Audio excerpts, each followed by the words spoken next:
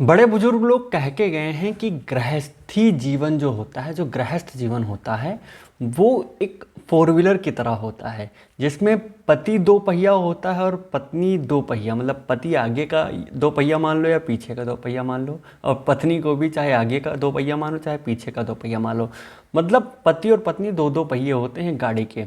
लेकिन जब कोई व्यक्ति इनमें से पति या पत्नी ज़्यादा चकड़, ज़्यादा काइयाँ बनने की कोशिश में आ जाता है और वो चार पहिए वाली गाड़ी में दो पहिया एक्स्ट्रा जोड़ने की कोशिश करता है, तो यहाँ पे मामला गड़बड़ हो जाता है। वो जैसे मान लो गाड़ी आपकी है मारुति 800 और आप उसमें दो पहिए एक्स्ट्रा जोड़ के आप उसको छटेरा ट्रक बनाना चाहते हैं, तो नहीं बन सकता भाई। पहले देखो तो यार गाड़ी कौन सी है। यहाँ पे होती है गड़बड़ और फिर ये तो होना ही था। ऐसे ही कानून की भाषा में जब व्यक्ति पहले से ही पूर्व विवाहित होता है और पूर्व विवाहित होते हुए भी एक और विवाह करके, दूसरा विवाह करके अपने दाम्पत्य जीवन को और बेहतर बनाने का प्रयास करता है, तो उसके इस कृत्य को अपराध की श्रेणी में लाया जाता है, जो कि जिसको बायगेमी के नाम से जानते हैं, बहु विवाह के नाम से जानते हैं, जो कि दिया गया है सेक्शन 494 और 495 के अंतर्गत इंडियन पिनल कोड में। तो आज की इस वीडियो में हम बहु विवाह के इन सभी प्रोविज़न्स के बारे में, व्यक्ति के चरित्र के बारे में बात करने वाले हैं।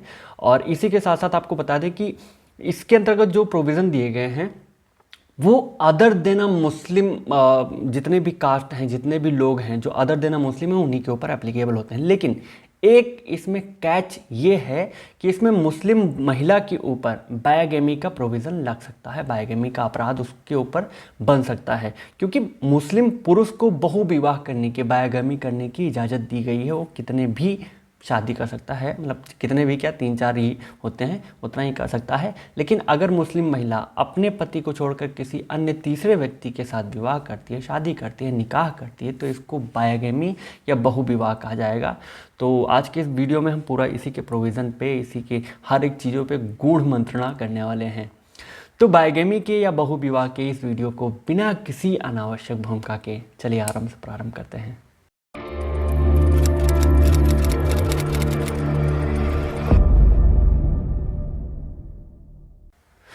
तो सीधे सीधे आते हैं हम सेक्शन के ऊपर। तो सेक्शन 494 ये कहता है, marrying again during life time और लाइफ टाइम ऑफ हस्बैंड और वाइफ।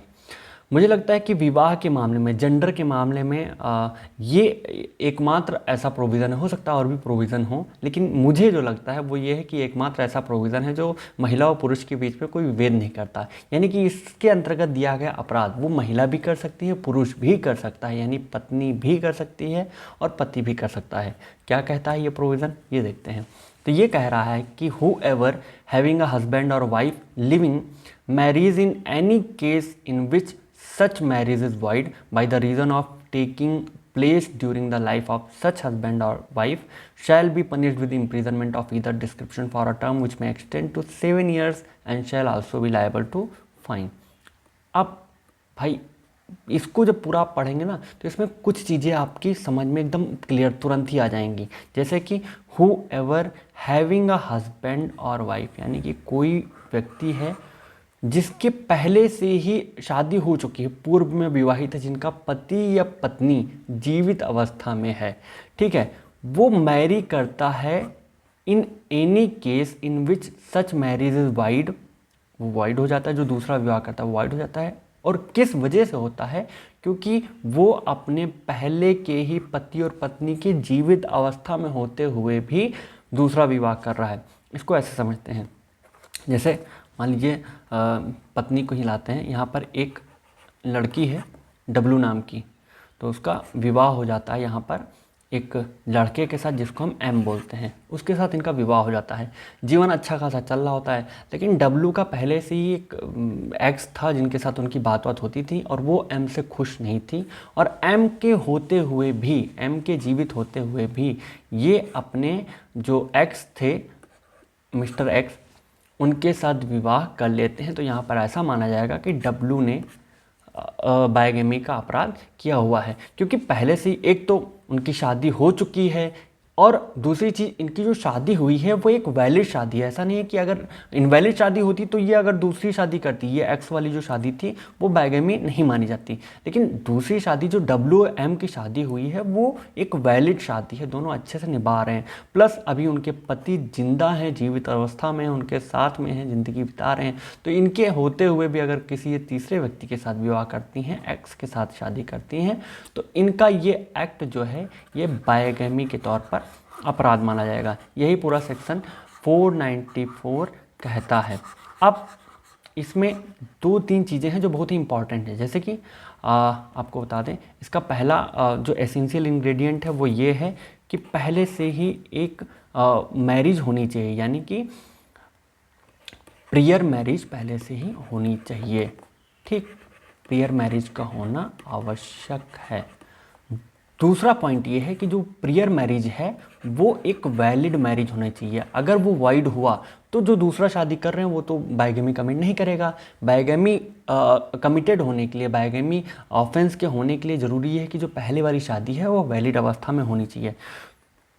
तीसरा पॉइंट है कि जो सब्सिक्वेंट मैरिज हो रहा है, यानी कि जो दूसरा विवाह हो रहा है वो भी एक वैलिड विवाह होना चाहिए। यानी कि जितने भी रिचुअल, जितनी भी परंपराएं, जितने भी सप्तपदी संस्कार, सब कुछ है, ये सब होने चाहिए, तभी बाइगेमी माना जाएगा, तभी बहुविवाह का अपराध माना जाएगा।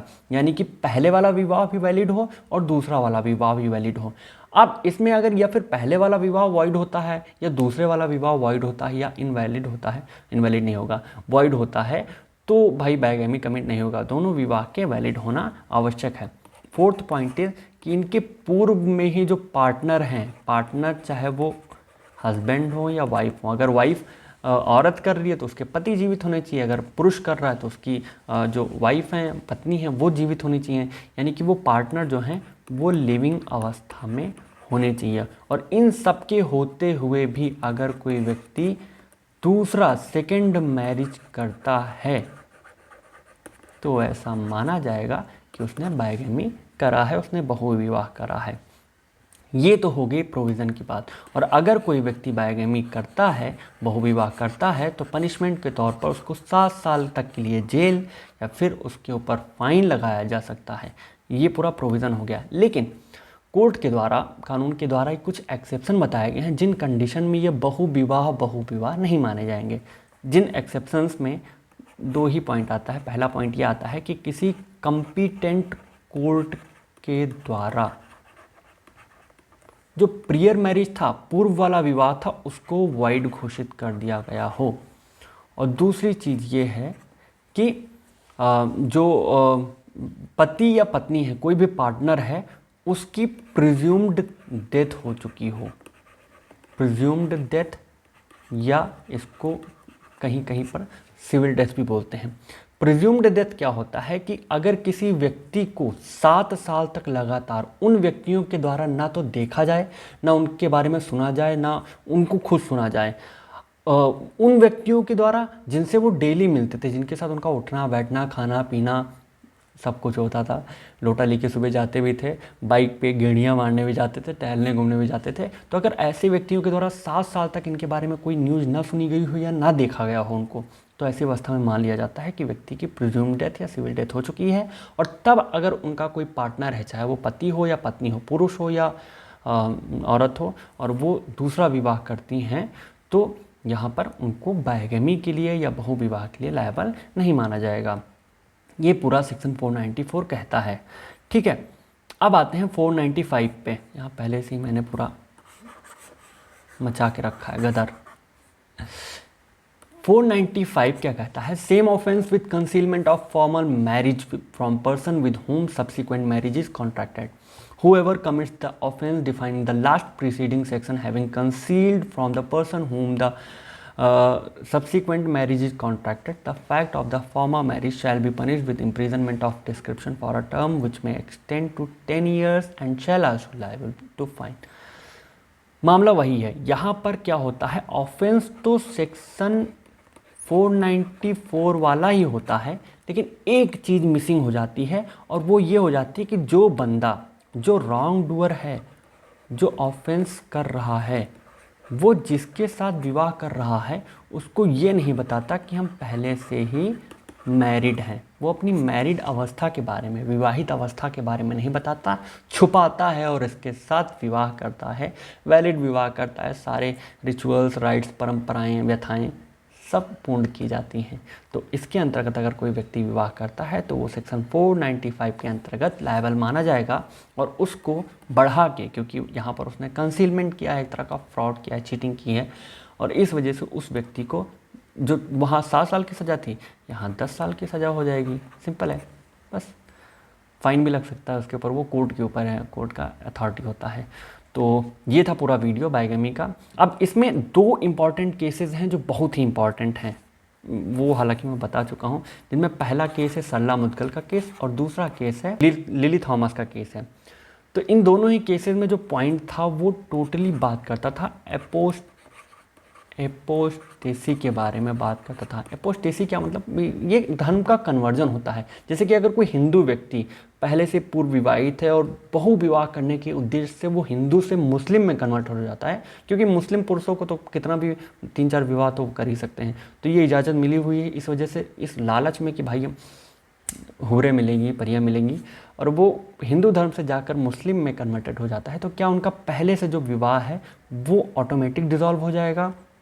क्या वो इसके लिए सही रहेगा या नहीं रहेगा? तो इस रेफरेंस में ये दोनों केसेस थे। तो इन दोनों ही केसेस में कोर्ट ने ये डिसीजन दिया कि अगर कोई व्यक्ति ऐसा कृत्य, दुष्कर्म, बहुत ही घृणित कर्म है यार, एकदम टुच्चैपन वाला काम है, जो कोई भी व्यक्ति ऐसा काम करता है भाई, वो ऐसा नहीं होगा कि उसकी पहले वाली शादी ऑटोमेटिक डिसॉल्व हो गई और इसके लिए वो फ्री है। भैया आपके ऊपर चलेगा मुकदमा, जेल जाओगे, पुलिस तुरंजन करेगी और भोगोगे। क्योंकि अगर आप ऐसा एक्ट कर रहे हैं तो सबसे पहली चीज़ तो आप article 21 of the Indian constitution का हनन कर रहे हैं अपनी पूर्व पत्नी का, साथ ही साथ में इक्विटी, जस्टिस और इसके बेस पे भी आप अपराध कर रहे हैं और इसको क्षम्य नहीं माना जाएगा। मारे जाओगे, तूरे जाओगे और जो भी होना होगा। साथ ही साथ इन दोनों ही केसेस में कोर्ट ने स्ट्रिक्टली यूनिफॉर्म सिविल कोड के लिए एडवोकेसी करी। उन्होंने गवर्नमेंट को ये निर्देश दिया कि जितनी जल्दी हो सके यूनिफॉर्म सिविल कोड को लाया जाए, क्योंकि इसको लाने के बाद ये जो पर्सनल लॉज हैं, जो हिंदू लॉ अलग बात करता है यार बाइगमी के बारे में, मुस्लिम लॉ कुछ अलग बात करता है, तो इन दोनों को ही मिलाकर एक किया जा सकेगा ताकि फैमिली लॉज कुछ बेहतर तरीके से चल सकें। तो ये था पूरा आज का बाइगमी का प्रोविज़न। आई होप आपको ये सारे ही पॉइंट्स अच्छे से समझ में आए होंगे। बाकी के लॉ से related videos, points, topic, judgments, amendments के लिए हमारे साथ बने रहिए, हमारे साथ जुड़े रहिए। चैनल को सब्सक्राइब करिए, वीडियो को लाइक करिए, और अगर हमारा ये आह्वान, हमारा ये हवन, हमारा ये पहल आपको पसंद आ रहा है तो साझा ज़रूर करिएगा। धन्यवाद।